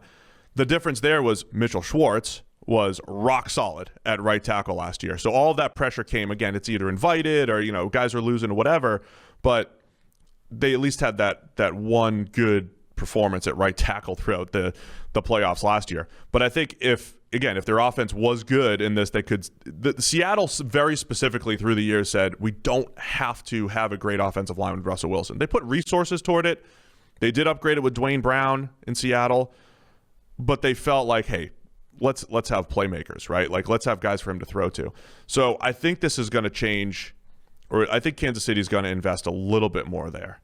And once again, it's not because they didn't. It's because they know they at least need a baseline. They need to creep back toward average. Yeah. They weren't below average this year. They had injuries that put them below average at this inopportune time. But I think that's fascinating from a team building standpoint, because in my head sometimes it's like, if the quarterback knows to not get sacked and you have guys that are going to get open quickly, Kelsey, Tyreek Hill, continue to keep that flow of playmakers, keep those guys coming in. But I think Kansas City's going to have a pretty balanced offense going forward so they don't get into this situation again. As far as the Bucs, you always have to ask, can they repeat? Are they going to, how many Super Bowls over the next 5 years with Tom Brady? But realistically, Chris Godwin's a free agent. Shaq Barrett's a free agent. Both guys, check out the PFF free agent list. At least one of which will be brought back, I would say. Maybe both. I think they're going to fight for Godwin mostly to keep the offense intact. I mean, I think at the very minimum, they will not let Godwin leave. They will franchise tag him and keep him in the building. I think they would like to keep Shaq around and trying to get a long-term deal done with him. So, I think if things align for Tampa Bay, they want both those guys back. I would say at the minimum, they'll get one of them back and might keep them both. By the way, Super Bowl 25 is where you can get 25% off every PFF subscription. That's going through today, Monday. Austin, can we extend that maybe? We might extend it this week, but go check out PFF.com. If you're listening on Monday, this could be your last day, so go check it out. 25% off all PFF subscriptions. You get all these grades. You get all these great stats. The free agent, the free agent list and the draft board, they come to life, Sam, when you're logged in. When you're logged into Edge. Magic. Or Elite, they come to life. It's no longer just a list. It's like all sorts of extra goodies there. So it is the perfect time to get your PFF subscriptions because you get 25% off using the promo code Super Bowl 25, Super Bowl 25. So the Bucs have a chance to run it back, man. And it's like, did they really flip a switch and figure it out down the stretch? And now it's like, Brady, Arians, Leftwich, they're on the same page now. This offense is going to be better next year potentially, and there's no Drew Brees potentially in the division with the Saints. Like this, could be better. That is not an unrealistic concept. That look, they really did figure this thing out like a month ago, and then went on a run of 30+ points against good defenses and won a Super Bowl. Okay, there's going to be turnover. There's roster turnover on every team every single year. You're going to be dealing with a different group of people, and it might be slightly worse. But having this thing figured out heading into year 2 is huge. The jump that most quarterbacks do experience going from year 1 to year 2 in a Bruce Arians system is massive. And none of those guys started with the same baseline that Tom Brady has had in year 1. If he has any kind of jump in year 2, like you're going to be looking at record numbers, not just, hey, this is good again. Brady put a 90+ PFF grade with just with 15 turnover-worthy plays, including the Super Bowl, the best turnover-worthy play rate in the league, one of the best big-time throw rates in the league, in year 1 where it's supposed to be a struggle. Not just year 1 in this system, but year 1 coming from whatever deprogramming you had to do from New England, being in essentially the same system for 20+ years. If he has any kind of like comparable leap to the other quarterbacks that have been fresh in this system and then developed through year 2, the Bucs are going to put up genuine, like, record-breaking numbers next year. I don't know if that's going to happen because, okay, it might be offset by turnover. It might be offset by 44 years old might be the year that it finally starts to chip away at him. But I always like to see how he throws the ball. Usually in like first couple preseason throws, like did he age during the offseason? And he hasn't yet, but at some point, it could happen. How funny though would it be if, we've been predicting, well, New England dynasty is over. It's obviously Mahomes and the Chiefs now. No, the next dynasty is Tom Brady in Tampa Bay just for another 7 years. But that's what, like, when's he going to end? Like, it's when he doesn't have any motivation. Like, he might be motivated to be like, give me 3 more years with the Bucs and see what we can do here. Yeah. I think it's going to take a bad injury to stop him. Like, it's going to take, when you get into your 40s, the human body just starts to break. It starts to get crappy. And eventually, a fat guy is going to land on you and something in your body is going to break in a way it wouldn't when you were 22. And that's going to be what puts him out. It's not going to, like, he's going to keep on trucking and he'll be like 47 years old, still throwing the ball like a 25-year-old. And then just something like, a knee ligament will just go, what are we doing here? I'm out. That's how it ends. Stay pliable, kids. Stay pliable and you can avoid that. Anyway, man. It wasn't the most exciting Super Bowl for what we had expected, some fireworks, but I think you have to appreciate the football aspect of it. Congrats to the Bucs, a very impressive defensive effort. Congrats to everybody, Mike Evans and all those dudes, right? I mean, they bought in, like I said, got their ring. PFF NFL Podcast here. thanks to all the listeners for sticking through this entire season, by the way. It was a challenging season at times, but hey, the NFL did a good job. They played all their games, and we made it through. Now the fun part begins, Sam. Off-season time. And we're going to have all sorts of fun with free agency, with the draft.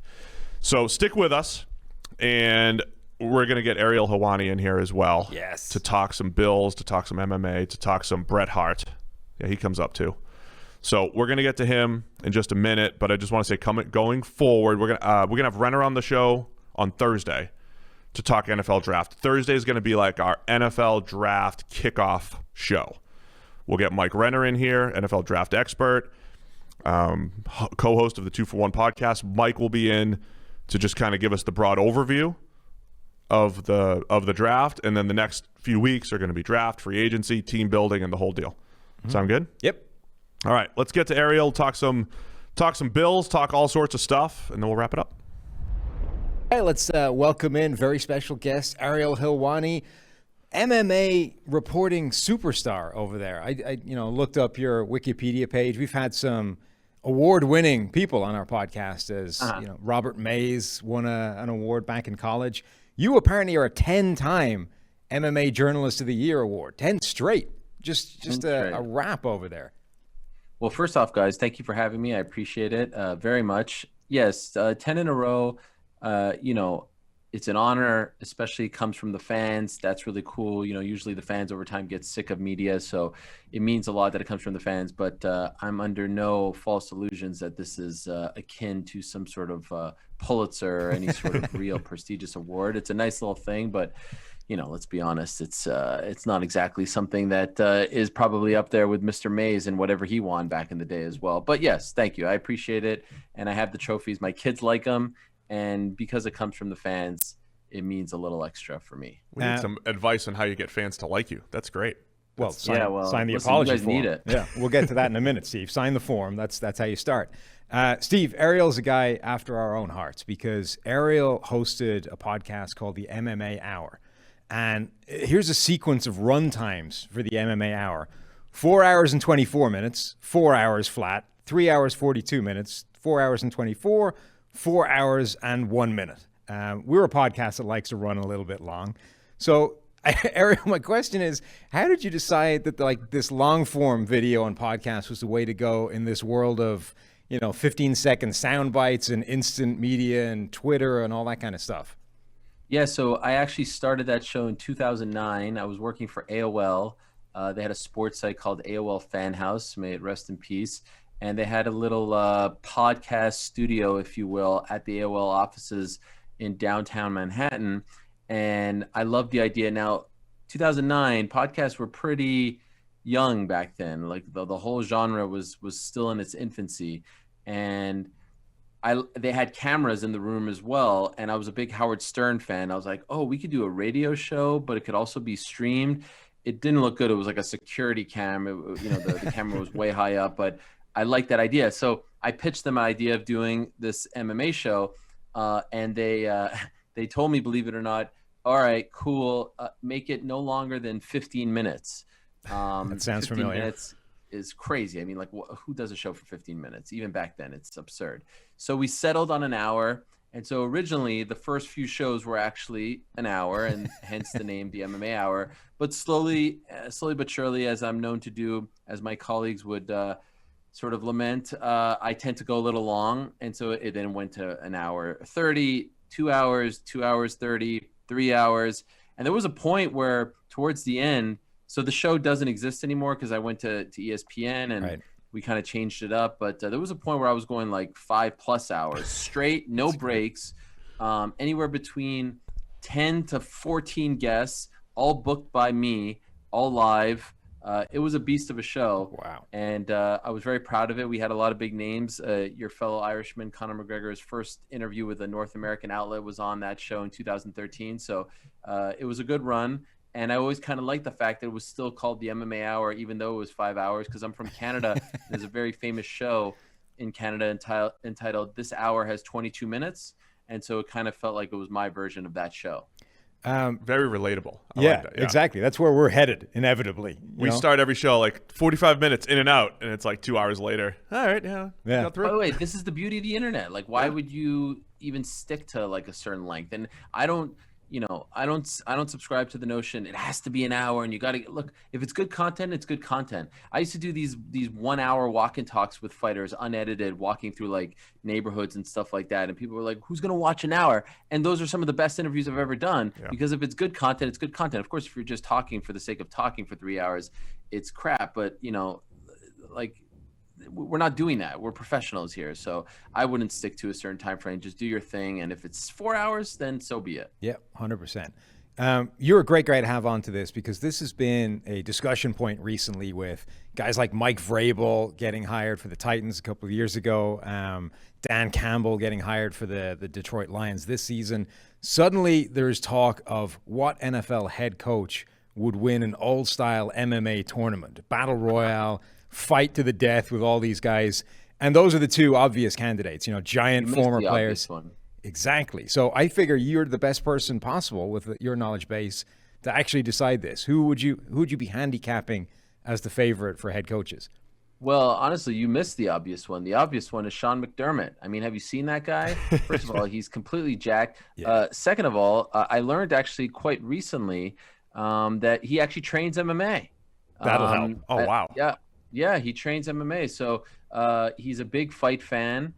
He's a young guy, not too beaten up. Of course, former player, William and Mary. But he's in tremendous shape. I heard he wakes up super early to work out. And he first started training, I believe.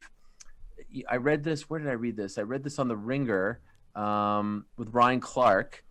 He wrote a great feature about him. And I guess in his Carolina days, he used to train a lot, and he's brought that over to Buffalo. So that's the guy. I mean, Vrabel. I mean, Vrabel played in the NFL for like a decade plus. He's probably all beaten up. McDermott is fresh. He's young. Look at I mean, you see his pecs. The guy's huge. Yeah. The Bills bias is already coming through. Dude, I've been pitching this theory that people shouldn't overlook Bill Belichick. That guy knows the rules inside and out. He's got some kind of sneaky loophole figured where he can, You think he'd cheat? I think he'd find a way. Oh, jeez. Well, that is true. He would find a loophole. I mean, he's just that kind of guy, Hey, but see? A little bit on the older side, if we're being honest. It's true. There's He is nice battling age. influx of younger guys getting into it. I guess Matt Patricia would have been a good candidate. He seems like a big boy, but he no longer fits the head coaching bill. Mike Singletary back when he had a job. Yeah, Mike Singletary. Although, again, these guys who were in the league for so long, they're probably beaten up. I like the fresher guys. Look up. And I'm not joking about the McDermott training stuff. Like, the guy actually legit trains. So how do you go against him? That's true. I heard that recently when I was thinking of that question. All right, so you're a Bills fan, obviously, even without the McDermott take. So what's this resurgence been like? How long have you been a Bills fan, and how excited are you for where the organization's gone in the last couple of years? Yeah, so it's been fantastic. I'm still not quite over the season ending when it did, even though this year has been really, really great. And I'm so thankful for them, especially during these crazy times, for giving us this special season this year in particular. I became a Bills fan in 1990. I was 7 years old. I was at my uncle's house. We were there to watch the Super Bowl, and I'll admit I didn't really have a dog in the race as far as the Giants or the Bills were concerned. I was a little young, but I remember vividly watching Scott Norwood miss the field goal in the dying seconds of the game in Tampa, and for some reason feeling just really bad, feeling really sad about it and bad for those guys as they walked off the field. And I remember saying to myself, I'm going to be a Bills fan. And even, definitely now, but even back then, like when I'm in, I am all in. And so I immersed myself in the team, and I was very lucky growing up in Montreal. I grew up in Montreal, Canada, that, they were the closest team to our market, and they were also a really good team. So they would be on every week. Back then it was on NBC. NBC had the AFC games. So they would always be on, and it was very easy to follow them. And I remember also vividly when they lost to Washington the following Super Bowl, crying, going in my parents' bathroom and crying because I was so sad that they were now 0-2 in the Super Bowl. Just so happened that I also grew up in a household with two older brothers who were big Cowboys fans. My cousins and uncles were also Cowboys fan, so you can imagine what the next two Super Bowls were like for me. But I loved that they were the underdog. I loved that no one thought that they would win. I loved that, you know, they were kind of from a blue collar town, and they did things the hard way. Thurman Thomas was my favorite player. My favorite defensive player was Bruce Smith, but I loved all of those guys: Cornelius Bennett and Darryl Talley and Steve Christie and you know, Don Beebe and James Lofton and Andre Reed, Jim Kelly, of course. Marv Levy was a former Montreal Alouettes head coach in the CFL. I'm from Montreal. He's Jewish. I'm Jewish. I thought that was really cool. I thought we had a connection there as well. So yeah, I grew up watching them, loving them, had the jerseys and everything, and obviously Kenneth Davis was a guy I really loved as well. Stayed a fan of the team. Loved when they signed Doug Flutie, as a Canadian. He was a big star in the Canadian Football League. Was heartbroken when they sat him in that playoff game against Tennessee. That made no sense to me. Still to this day. They play Rob Johnson the final game of the season that meant nothing, and all of a sudden Ralph Wilson says that he should start in the first game of the playoffs. It's just absolutely absurd. And of course the Music City Miracle. And I always believed that there was a Doug Flutie curse, because if you recall, ever since that moment they never made the playoffs ever again until 2017. They were the last team to not make the playoffs in the 21st century, but I stuck with them. And then, of course, you know, the McDermott era has been great, and drafting Josh Allen now and what he's done for the team. It's just been fantastic. And this year in particular brought back a lot of great memories, a lot of nostalgia. And I feel really confident that, you know, they made it to the AFC Championship. They stumbled against a veteran team now. I know Pat Mahomes is young, but they've been there before. And I feel really confident that they're on the right track to finally make it back to the Super Bowl in the very near future. Man, now I'm sad the 90s Bills didn't win one. Talk about getting scarred right out of the gate. Man, I appreciate you sticking with them, though. Yeah, they were an incredible team. And I know a lot of people like to laugh at the 90s Bills losing 4 straight times, but just getting there really is incredible. 4 straight times that they got there, and yes, some heartbreaking ones, especially those first couple. And I don't know if you guys remember, but towards the end, especially towards the 4th Super Bowl, America was rooting against them. No one wanted them to make it to the Super Bowl, because other than the Giants won the first one, the next 2 were blowouts, and everyone was like, oh, the Bills are ruining the Super Bowl for everyone, right? Like the Cowboys one was not close, although we had that great moment with Don Beebe hitting the ball out of Leon Lett's hand. And the Washington one was not close at all. And so all of a sudden they became villains. And there's a great moment between, I believe it was Jim Kelly and Thurman Thomas, as they were beating the Chiefs in the AFC chip, and they turned to the camera and they said, "We're back." And I loved it. Everyone with their signs, "Boy, I'm losing Super Bowls, BILLS." And so like we wore that as a badge of honor, and everyone made fun of us. I say us. There was a kid that I grew up with in high school in Montreal. We were the only 2 Bills fans amongst all our friends. Only other Bills fan I ever knew growing up, and you know, we wore that very proudly. I don't get the shots. I mean, of course, losing 4 times sucks, but like, think about it. No one makes it to 4 straight Super Bowls. I don't care. It's not like they just waltzed in there every year. So hopefully over time, people will appreciate that team a little more, because it's a collection of Hall of Famers, truly some of the best players of all time. Absolutely. So we've had a mixed reception from Bills Mafia, I would say. You know, we were both in very bad standing for a long time, hence the T-shirt. But I signed the Josh Allen apology form, and therefore I'm in good standing with the Bills Mafia. You, not so much. Ariel, where are you? What's your experience with Bills Mafia? Are you in tight with the Mafia? Are you part of it? Okay, so I will say this. In the mid-2000s, I was not a fan. I'm a pro wrestling fan, so I like the tables and all that in pro wrestling. But I was very much not a fan of the tables and the hijinks. I don't drink. I'm not a big tailgate guy. Like I felt like we were overcompensating for our team's futility. And over time, it became clear that like the Bills became the butt of a joke. And being Bills fans, we were being mocked. Like everyone was like, "Oh, Bills Mafia. Oh yeah, it's so fun. It's so cute." But like really everyone was laughing at us because of the hijinks and all that stuff. And so I was not a fan of what it all represented, because I remember in the 90s when we were a class organization with, you know, great minds like Marv Levy and Bill Polian and Hall of Famers and all that stuff. And, you know, of course, blue collar town, the Zubaz pants, all that is fine, but like it wasn't flaming tables and all this other craziness. And so I wasn't a fan. I shunned it a little bit. Then I learned how it actually started, like the term Bills Mafia started. A guy named Del Reed and a couple other people online, and I found out about the genesis of it, and of course what they do for charity. It's one of the most.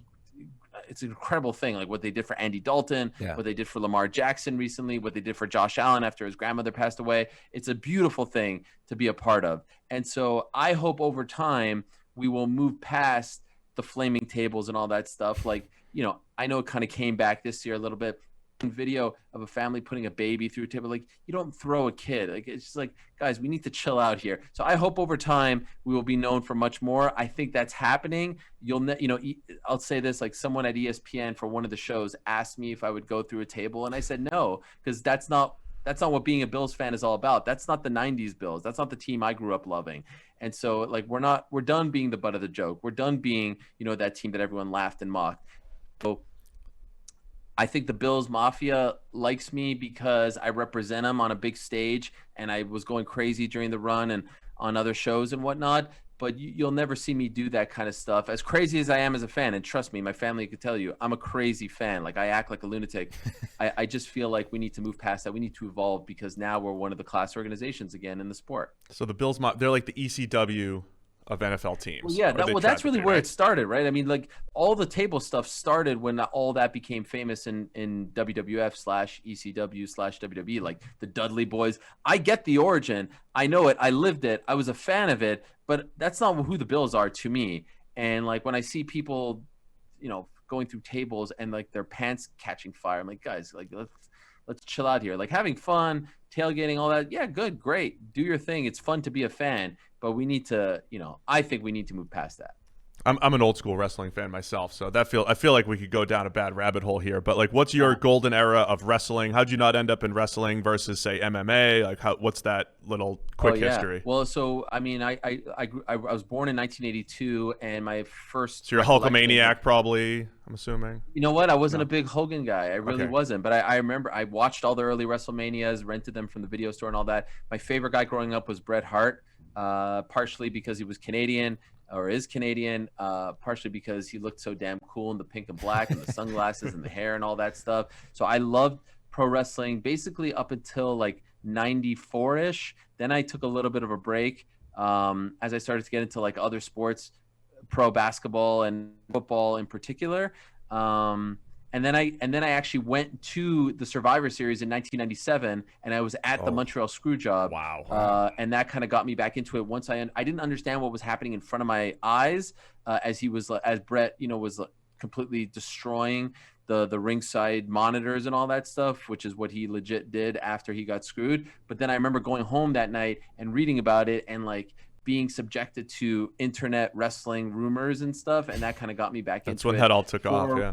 Around like 8 or 9 years. And really when Chris Benoit did what he did, I took a break after that, and now I'm sort of like in and out. I have kids, they're into it, but definitely not like I was back when I was a kid.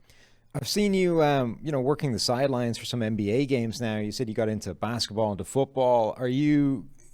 How does that work? Is that just an opportunity that came up? Are you looking to get into more things like that? Are we going to see you on a football sideline somewhere during NFL Sundays?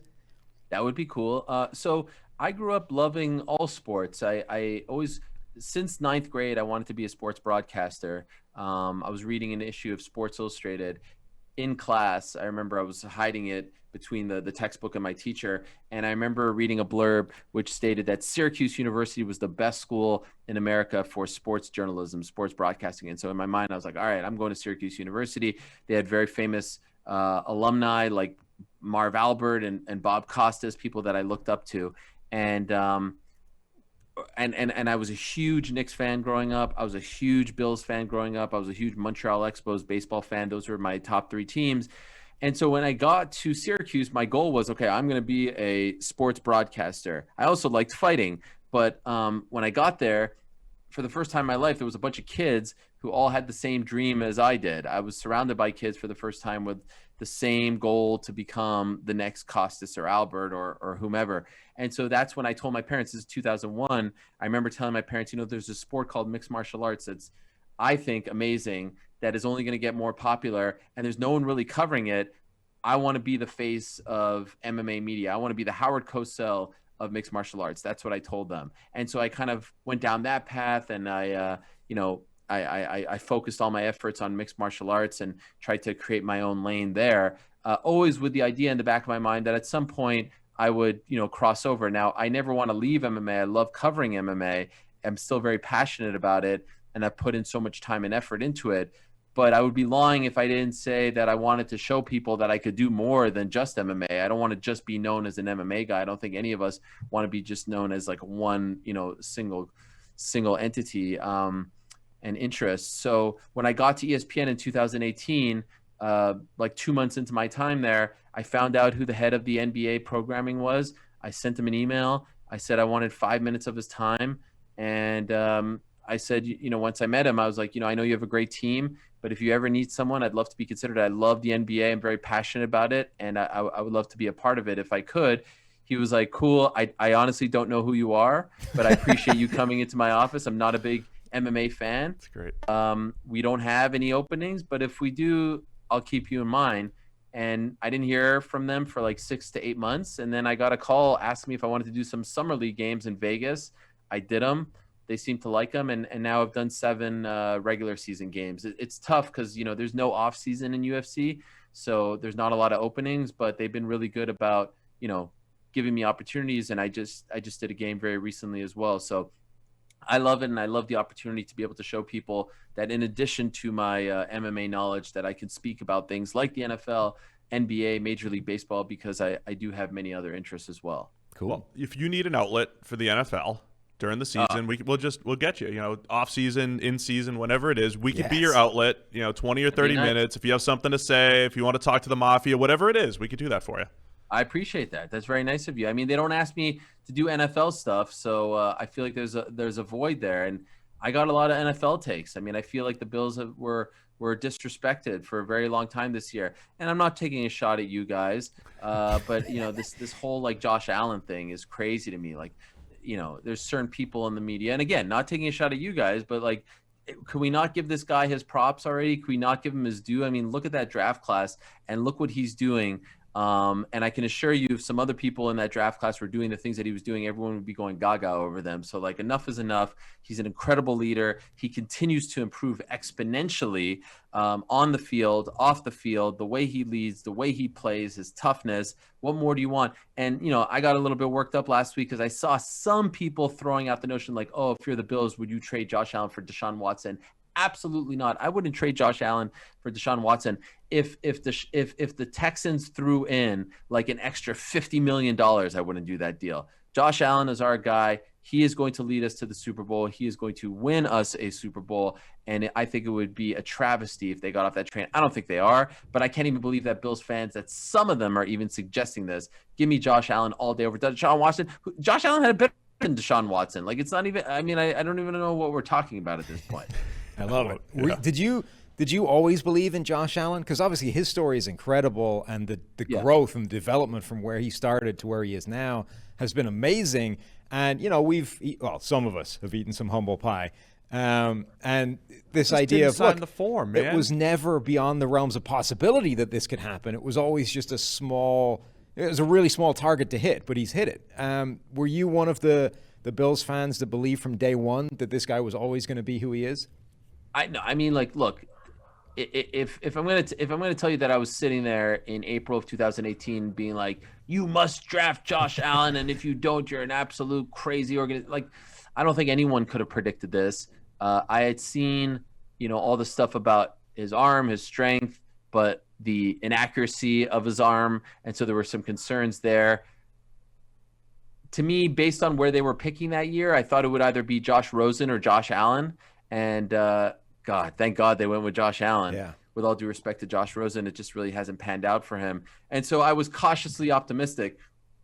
Like, I mentioned the Rob Johnson thing. Like, essentially ever since then, it has been this, this carousel of quarterbacks, and a lot of them were not good. Taylor had a good, run, and I'll always be thankful that, he got them back to the playoffs, but it really, at least to me, became clear that he couldn't be a franchise quarterback. And we had our hopes up a couple times with the EJ Manuels of the world and the JP Lossmans of the world, and those hopes were quickly dashed. So I was very optimistic, but again, another thing is or I should say cautiously optimistic. Another thing about the Bills in the early 2000s, like the first, 15 years, they weren't a class organization anymore. And I had lost, how many times did we have like the 8th pick, the 7th pick, the 9th pick? And it was just like one bad pick after the next, one bust after the next, or drafting someone and then like giving up on them too soon, like a Marshawn Lynch, or, like even CJ Spiller, I thought they gave up on too soon. And so I had no, like Brandon Beane, yeah, it's great. McDermott, great. But like, at some point you lose faith in the organization. I'm a Knicks fan as well. And, I've lost over the years faith in that organization. Now they're kind of turning the corner, thank God, finally. But like, you just kind of lose faith. So anyone, basically I'm going on this rambling rant for this reason.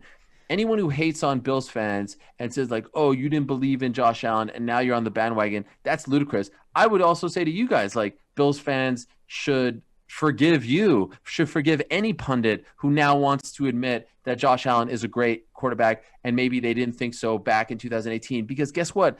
The Bills didn't allow us to believe in them as an organization. They would constantly make the wrong pick, constantly make the wrong decision. They had lost that trust with the audience, with the fans, with the fan base, with the football community as a whole. So I think it's crazy. Like when people say, oh, you didn't believe in him, you can't say sorry now. No, it's the people who are still saying, and there are still some in the media who do this to rib the Bills fans. And I know they're just doing it for, a cheap pop or two. Pardon the wrestling pun. Those are the people that piss me off, because it's very disingenuous, and the guy deserves a little better, in my opinion. Agreed. Well said. Ariel, you've been very generous with your time, but I'd be negligent if I didn't ask you about Conor McGregor as a fellow Irishman. Where does he go from here? Trilogy fight with Poirier presumably next, on the basis that there's not much else left.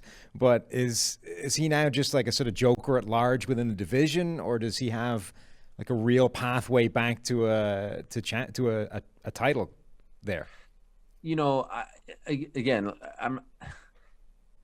I think it's so unfair to Dustin Poirier to now call Conor McGregor a joke, because that would be insinuating that Poirier, to a certain degree, is a joke, right? Poirier is the second best lightweight on the planet. He's an incredible fighter, and there is no shame in losing to Dustin Poirier. I'm not here to make any excuses for Conor whatsoever. The inactivity was obviously a factor, but Poirier had a fantastic game plan and he executed it amazingly well.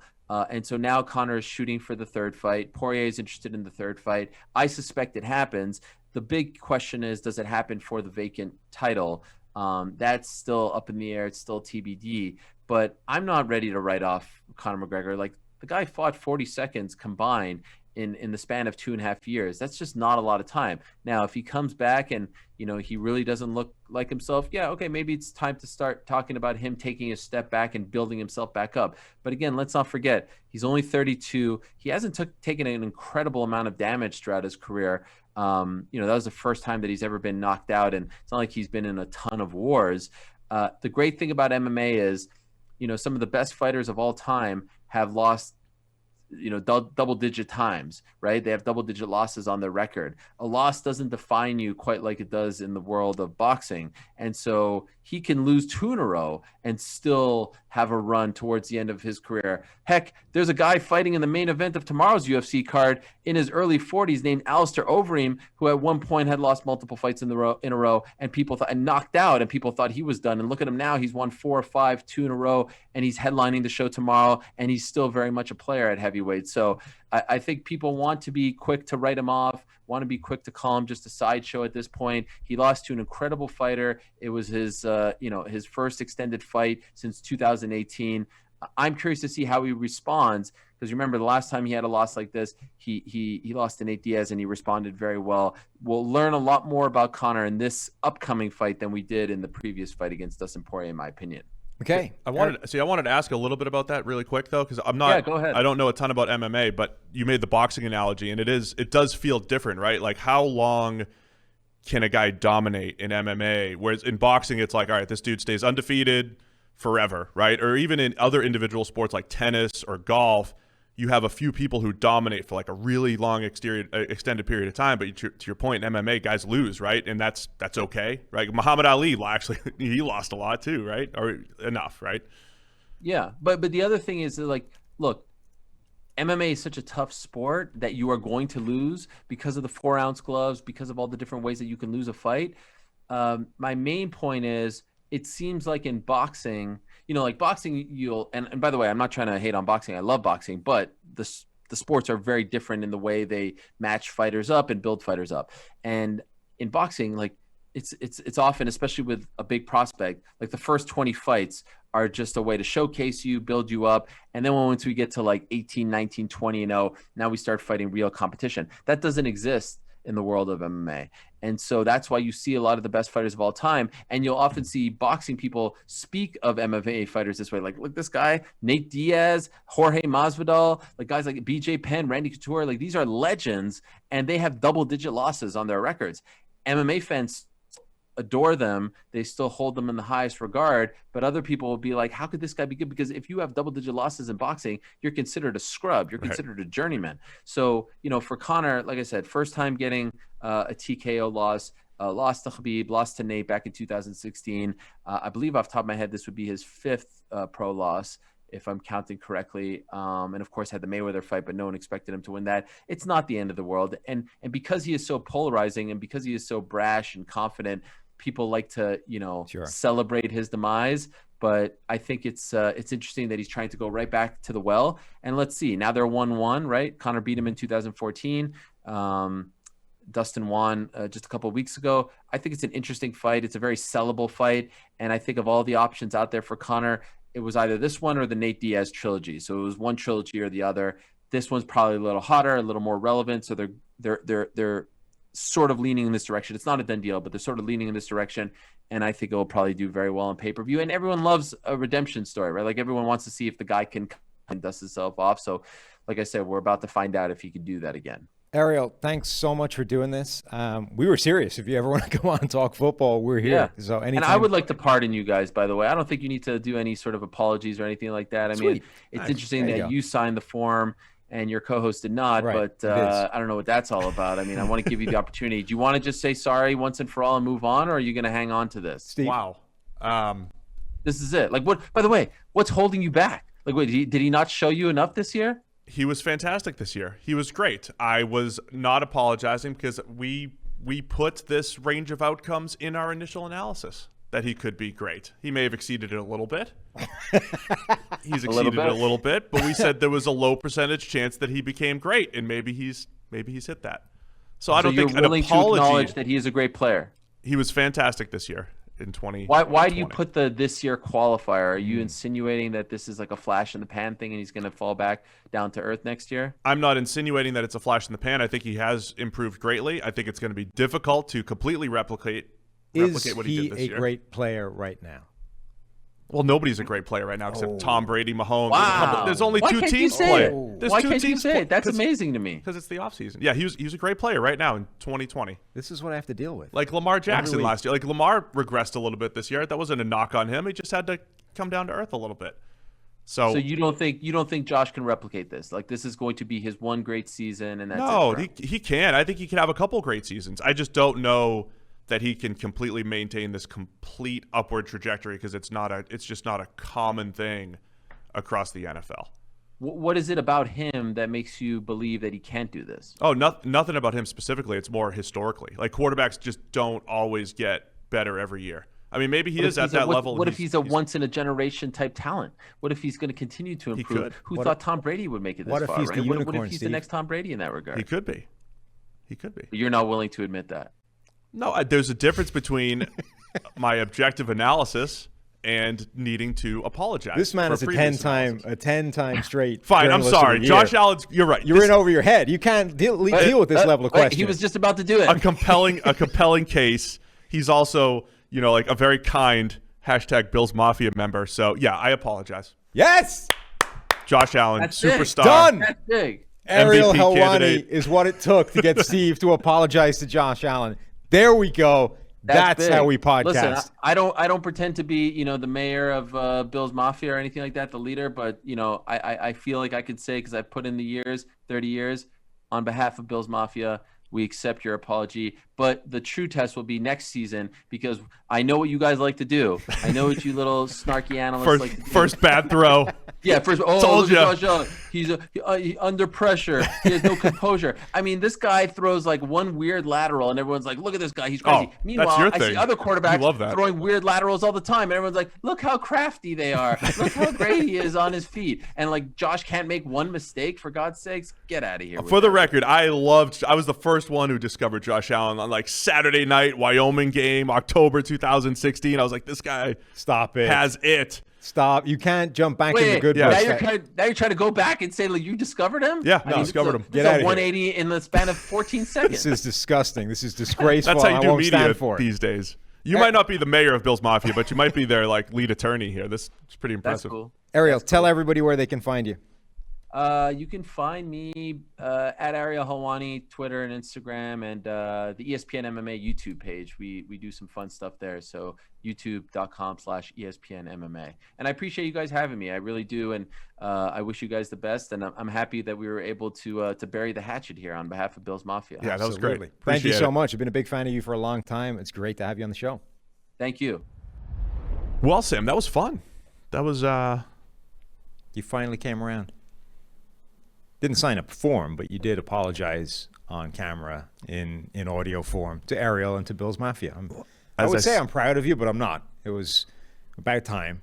But you finally cracked. as I said at the top of the show, it was like he debated right into my soul there.